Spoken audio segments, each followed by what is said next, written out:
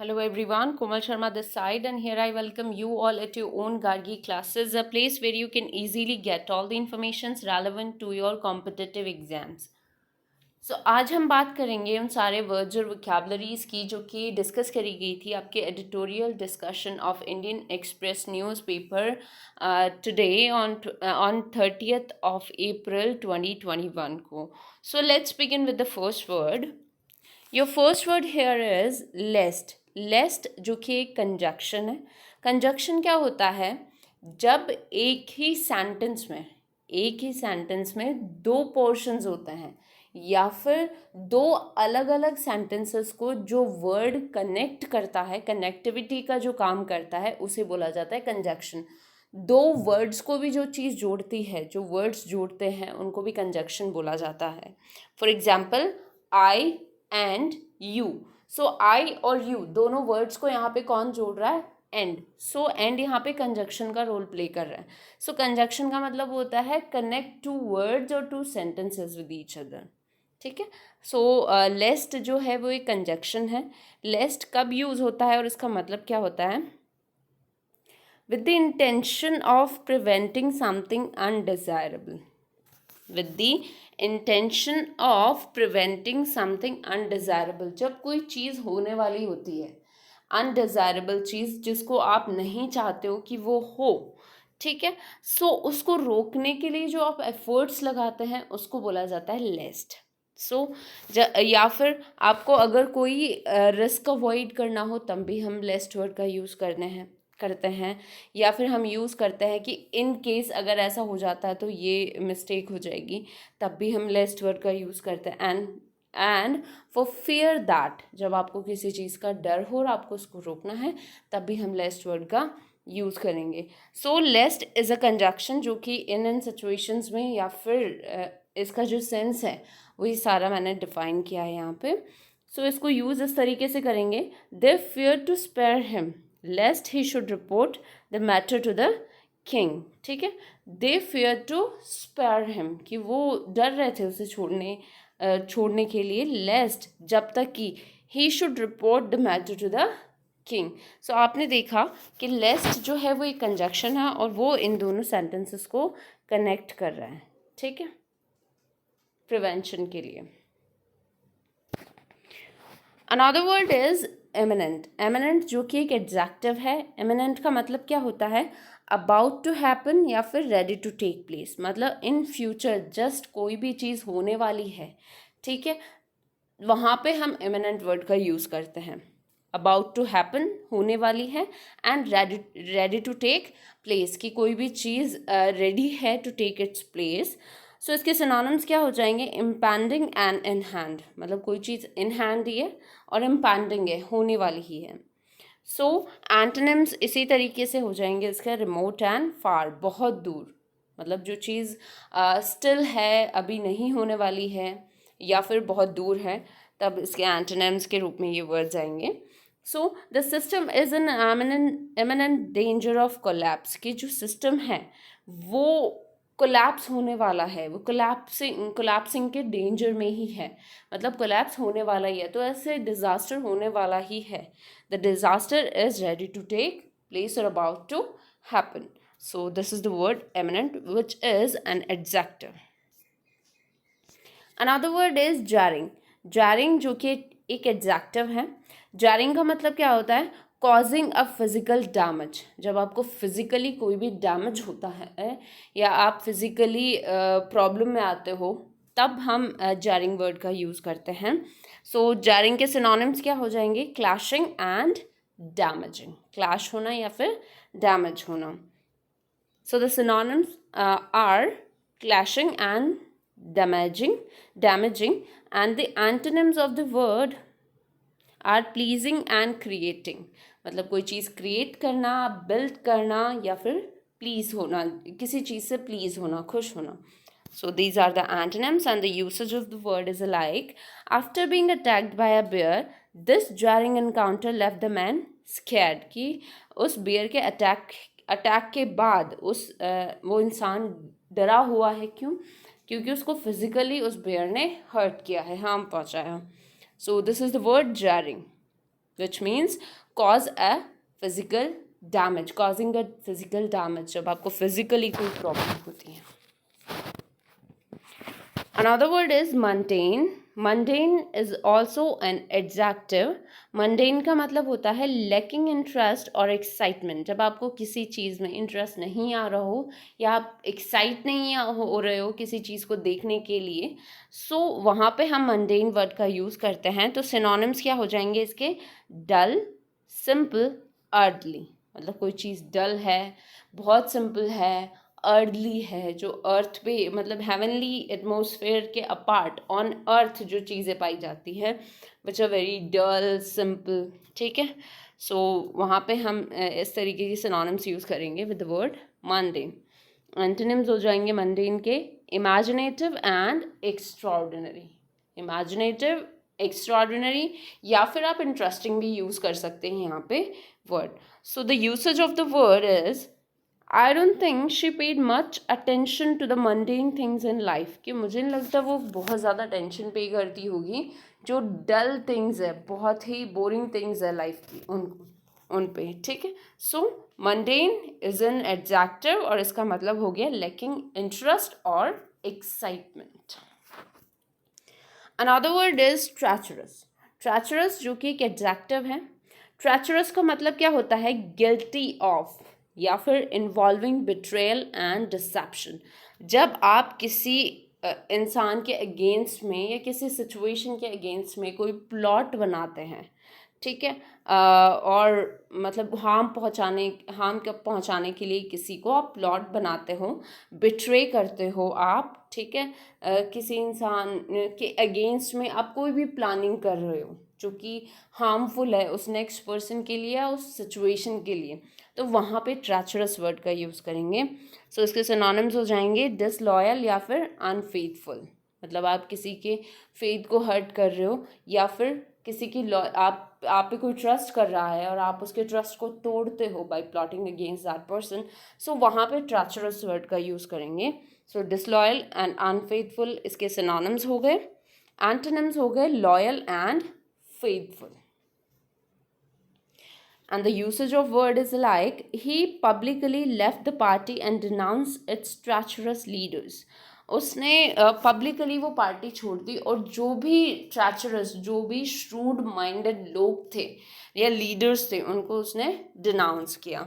सो ट्रैचरस का मतलब shrewd minded people के लिए भी यूज़ होता है क्योंकि बहुत ज़्यादा चालाक होते हैं, कनिंग होते हैं, वही किसी को हार्म पहुंचाना या किसी के पीठ पीछे से वॉर करते हैं. So there we use a word treacherous. Plot create करना, to plot against somebody. Another word is paranoia. Paranoia जो कि एक नाउन है. पैरानोया का मतलब क्या हो गया?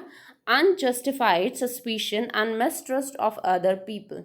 बेसिकली पैरानोया एक मेंटल डिसऑर्डर को बोला जाता है जहाँ पे आप अनजस्टिफाइड सस्पिशियस करते हैं, मतलब किसी को बिना वजह शक करते हैं या फिर किसी पे ट्रस्ट नहीं करते हैं, हमेशा दूसरों पे मिसट्रस्ट करते हैं. आप एक इल्यूजरी वर्ल्ड में रहते हो.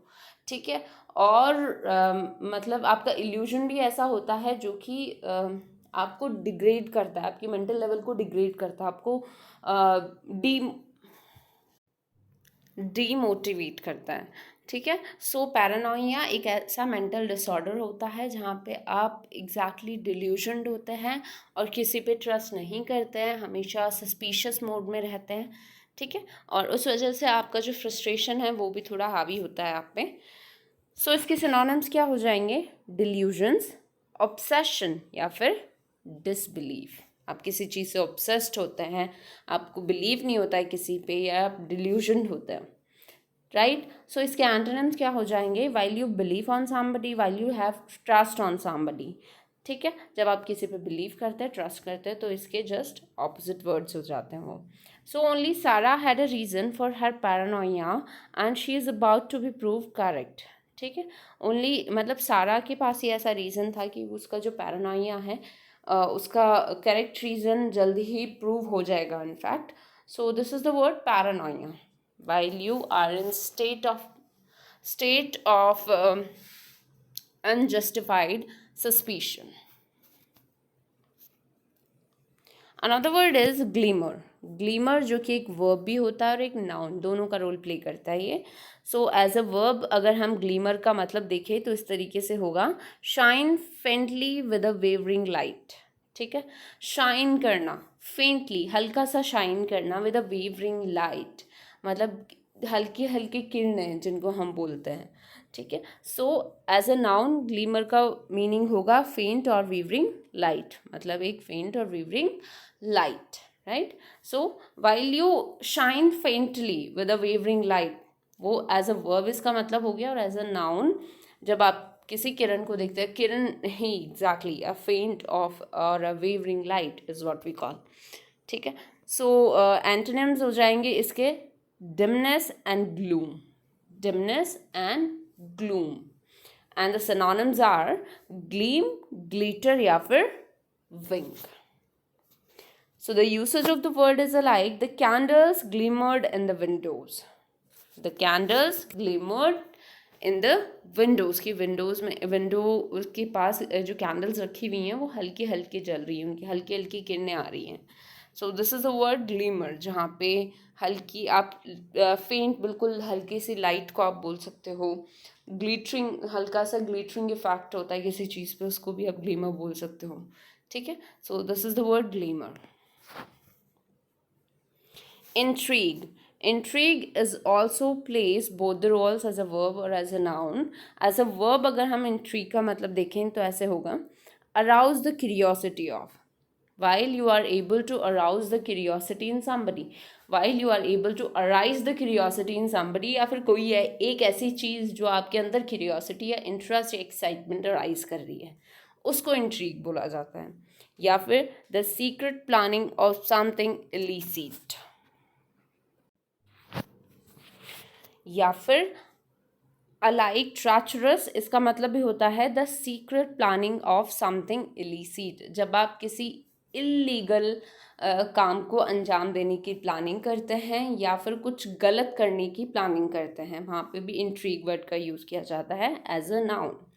सो सिनोनिम्स हो जाएंगे इसके इंटरेस्ट या फिर प्लॉटिंग, और antonyms are bore and innocence, जो चीज़ आप में इंटरेस्ट अराइज नहीं कर सकती या फिर आप किसी के अगेंस्ट में कोई भी प्लॉट क्रिएट नहीं करते हो, innocence. So the usage of word is like, here was something about him that intrigued him. So intrigue का मतलब होता है किसी के अंदर एक क्यूरियोसिटी अराइज करना, एज अ वर्ब हो गया। As a noun, while you plot against somebody like treacherous. ठीक है, ट्रैचरी भी वही होता है जो इंट्रीग होता है, किसी को फार्म पहुंचाने के लिए जब आप कोई प्लॉट क्रिएट करते हो, वहाँ पे इंट्रीग वर्ड का यूज़ होता है। Another word is pervasive. Pervasive is also an adjective, और pervasive का मतलब होता है spreading widely throughout an area or a group of people. मतलब कोई भी अनवांटेड चीज़, कोई भी अनवेलकम चीज़, या फिर जिस चीज़ को आप नहीं चाहते हो कि वो फैले, आप र्यूमर बोल सकते हो उसको। ठीक है, सो कोई भी चीज़, कोई भी आपका थॉट, आइडिया या फिर कोई भी ऐसी अफवाह आपके बारे में बात स्प्रेड होती है थ्रू आउट और एक ग्रुप ऑफ पीपल में, सो वहाँ पे परवेजिव वर्ड यूज़ होता है। सिनोनिम्स क्या हो जाएंगे परवेजिव के? प्रेवलेंट एंड एक्सटेंसिव, बहुत ज़्यादा। And the antonyms are scanty and limited, जब कोई बात फैलती नहीं है और लिमिटेड लोगों तक ही सीमित रहती है। So the media's pervasive coverage of the epidemic has most of the country living in fear. जो मीडिया का जो बहुत ज़्यादा वाइड स्प्रेडेड जो कवरेज है एपिडेमिक के बारे में, उसकी वजह से कंट्री जो है, आधे से ज़्यादा कंट्री, इनफैक्ट पूरा कंट्री अभी डर में है, जैसे कि अभी आप सिनेरियो देख सकते हो। तो ये परवेजिव कवरेज ऑफ मीडिया ही है जो कि इतनी एक्स्ट्राऑर्डिनरली हम तक न्यूज़ पहुंचाई जा रही है, और हम कोरोना को लेके इतने ज़्यादा टेंस्ड है। तो कहीं ना कहीं इसी का रोल है इसमें। सो परवेजिव का मतलब एक्स्ट्राऑर्डिनरली जब कोई चीज़ स्प्रेडेड होती है, एक्सटेंसिवली कोई चीज़ स्प्रेडेड होती है थ्रू आउट एन एरिया और द ग्रुप ऑफ पीपल, तो वहाँ पे परवेजिव वर्ड का यूज़ होता है। Another word is sporadic. Sporadic is also an adjective. Sporadic का मतलब होता है occurring occasionally, कभी कभी कोई चीज़ होना, हमेशा नहीं, कभी कभी कोई चीज़ होना। सो इसके सिनोनिम्स क्या हो जाएंगे? Irregular, rare and random. जब कोई चीज़ रेगुलर नहीं होती है, बहुत रेयर होती है या रैंडमली होती है, तो वहाँ पे स्पोरेडिक वर्ड का यूज़ होता है। And the antonyms of the word are frequent and regular. जब कोई चीज़ रेगुलरली होती है, फ्रीक्वेंटली होती है। So the sound of sporadic shouting, sorry, the sound of sporadic shooting could still be heard। ठीक है, जो रैंडमली जो आवाज़ें आ रही हैं शूटिंग की, वो कभी कभी सुनाई देती है। So this is the word sporadic. Another word is clamour. Clamour जो कि एक नाउन भी होता है, एक वर्ब का रोल भी प्ले करता है। एज अ नाउन अगर हम क्लैमोर को देखें तो a loud and confused voice या फिर नॉइज, मतलब ग्रुप ऑफ पीपल है या फिर बहुत सारे लोग, बहुत सारे लोग हैं या एक दो लोग हैं, कोई भी ऐसी मतलब लाउड और कंफ्यूज्ड नॉइज होती है, डर के मारे जो निकलती है, तो वहाँ पे क्लैमोर वर्ड का यूज़ होता है। या फिर शाउट लाउडली, बहुत तेज से शाउट करना, तो वहाँ पे क्लैमोर वर्ड का यूज़ होता है। सिनोनिम्स क्या हो जाएंगे? Uproar and yell. And the antonyms are silence, quietness. So there was a clamor of voices outside the office. Office के बाहर बहुत तेज़ आवाज़ें आ रही हैं जो कि loud and confused हैं. So there we use the word clamor. Another word is bicker. Bicker is a verb. Beaker का मतलब होता है आर्ग्यू अबाउट पेटी मैटर्स, मतलब छोटी छोटी चीज़ों के बारे में आर्ग्यूमेंट्स करना, झगड़े करना या फिर दंगे फसाद करना, बिल्कुल माइन्यूट मैटर्स के बारे में, ठीक है, जिनका कोई एग्जैक्टली एसेंस नहीं होता है। सो सिनोनिम्स हो गए इसके argue and quarrel, argue and quarrel without any reason. And the antonym is agree, कि आप किसी चीज़ को एक्सेप्ट कर लेते हो, एग्री करते हो जब आप एक्सीड होते हो, राइट, तो वहाँ पे आर्ग्यूमेंट ही नहीं होता है। So the children are always bickering about something or other, कि बच्चे हमेशा लड़ाई झगड़ा करते रहते हैं बिना किसी बात के, ठीक है। So there we use the word bicker. Another word is shrug off. Shrug off is a verb. Shrug off का मतलब होता है टू शेक ऑफ और टू ब्रश असाइड, मतलब कोई सी चीज़ को आप अवॉइड करते हो, साइड में कर देते हो, ठीक है, शेक करते हो आप किसी चीज़ को, तो वहाँ पे श्रग ऑफ वर्ड का यूज़ होता है। सो इसके सिनोनिम्स हो जाएंगे ब्रश, शेक या फिर अवॉइड। किसी भी रिस्क को आप अवॉइड कर सकते हो, किसी पर्सन को आप श्रग ऑफ कर सकते हो। सो एंटोनिम्स हो जाएंगे इसके हीड एंड नोट, जब आप किसी को अटेंशन पे करते हो, ठीक है, ध्यान देते हो, आप किसी को अवॉइड नहीं करते हो, तो there we use the word heed and note. Antonyms of shrug off. So usage is he shrugged off the criticism, कि किसी ने उसको क्रिटिसाइज किया and he avoided that. So these are the words. इनके अलावा अगर कोई और वर्ड है जिसके बारे में आपको जानना है तो आप कमेंट सेक्शन के थ्रू पूछ सकते हैं। Thank you so much.